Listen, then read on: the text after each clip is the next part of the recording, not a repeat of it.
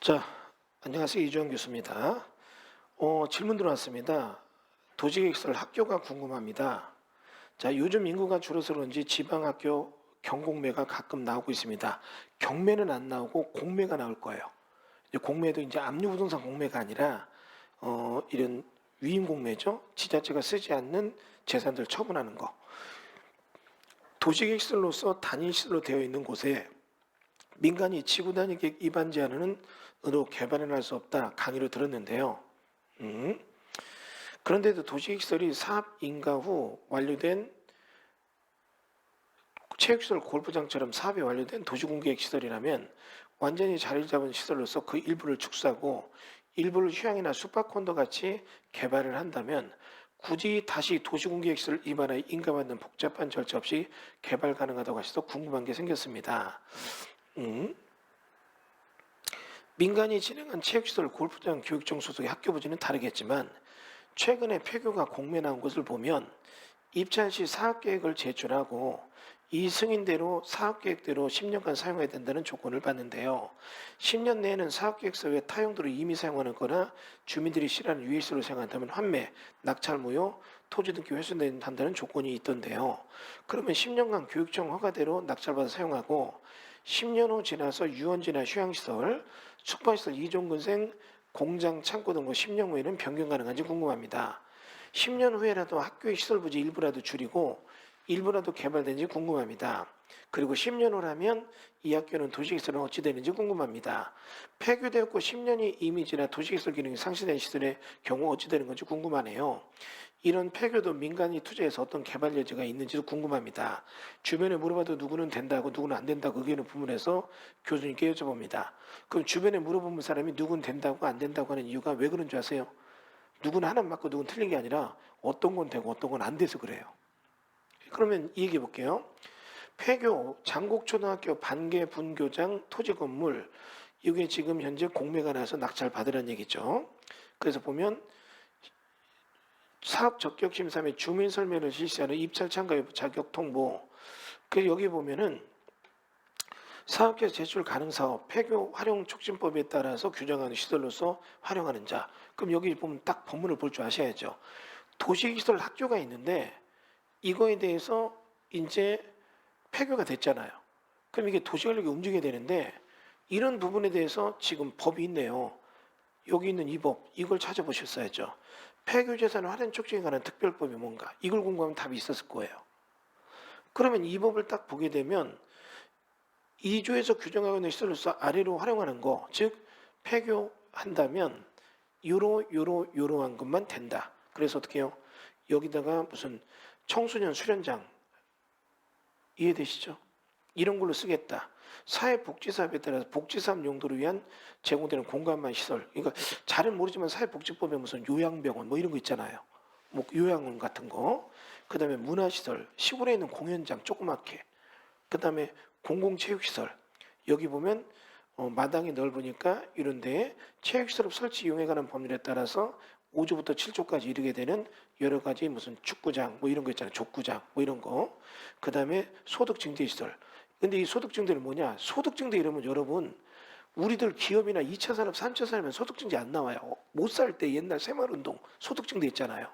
그 얘기 어디 나오느냐? 농어촌 정비법에 나와요. 시골에서 새마을운동 할 때 새마을운동이 법제화된 게 농어촌 정비법이거든요. 그러면 그때 농가소득증대 이런 것들이 대한 거. 그럼 이런 데다 어떻게 해요? 폐교 같은 거 받아가지고 체험 농장 같은 거 하잖아요.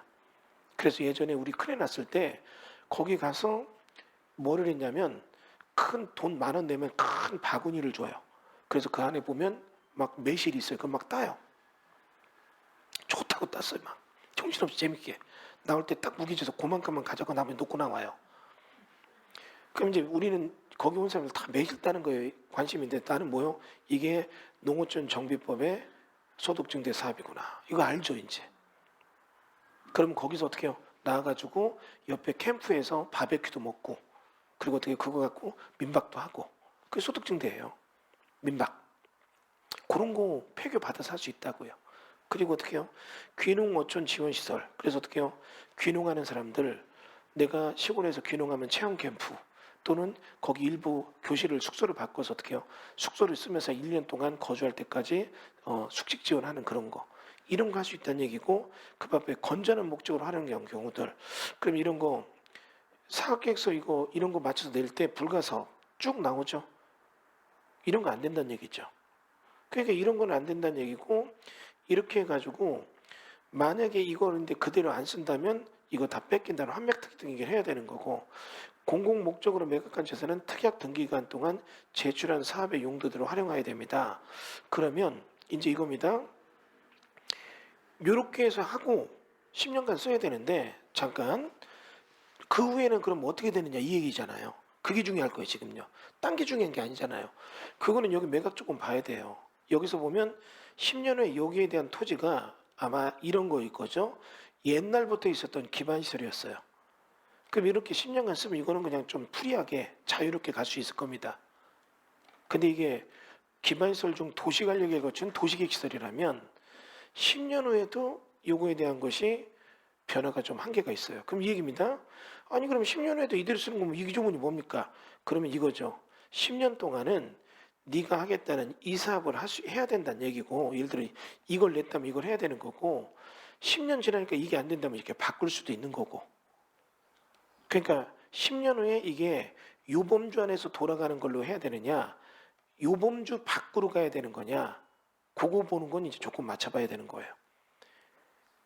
기반시설 같은 경우는 이제 그게 끝나니까 자유롭게 갈 수 있는데 도시계획시설이라면 도시계획시설 내서 요거 인정한 요걸로 해서 이 법에서 인정한 고범주에서 왔다 갔다 할 수 있는 거잖아요. 이해됐죠? 다시요. 군인이 외출 나왔을 때랑 휴가 나왔을 때 틀려요. 휴가 나온 애들은 고향 갔다 올 수 있지만 외출 나온 애는 위수지역이라고 있어요. 고원에서 왔다 갔다 해야 돼요. 그 벗어나면 걸려요. 문제 이해되시죠? 제가 고등학교 다닐 때 조금 그때도 나이 들어 보이고 머리 학생이니까 짧게 갔는데 우리 형 면회 갔다가 버스 타고 이제 갔어요. 근데 이제 형 면회 간다고 가다가 헌병대에 잡혔어요. 내리래요. 신분증 문제가 없다고 내리래요. 군인으로 보이는 거예요. 이제 나이가 더 보이니까. 그래가지고 부서서 뭐 하고 뭐 하는데 주민번호를 대래요. 고등학교 때 자기 주민번호 모르잖아요. 잘. 여러분 초등학교 중학생 아들한테 네 주민번호 뭐야 아니야 몰라요 거의 모른다고 그래가지고 한참 잡혀가지고 신원확인 대구번 나왔거든요. 근데 지들 미안했나 집차로 태워다 주대 형 부대 앞에까지. 근데 전화하고 누구냐고 해서 유명소까지 나오게 해주고 그런 게 이제 어떻게 해요 위수지역 이게 보는 거잖아요. 지금 군인 같은데 위수지역 벗어나고 가는 것 같으니까 민간인 복장 한 거 이렇게 보는 거예요. 이게 탈인병이 아닌가. 그 여러분 이렇게 해서 그런 내용이 나오니까 이런 거에 대한 목적은 이거는 제가 이렇게 얘기할게요. 내용은 설명드렸지만 이거에 대한 케이스 바이 케이스예요. 매각 조건이 거기에 이거 학교는 이러니까 나중에 풀어주겠다. 아니면 유범주 내에서 사서 계속 돌려서 써야 된다. 그 대신 10년은 그것도 5년짜리도 있고 그것도 정해요 이제. 그거는 케이스 바이 케이스니까 누구는 된다, 누구는 안 된다 이 소리 나오는 거예요. 이거는 각각의 매각 조건을 봐야 되는 거죠. 이해되셨죠?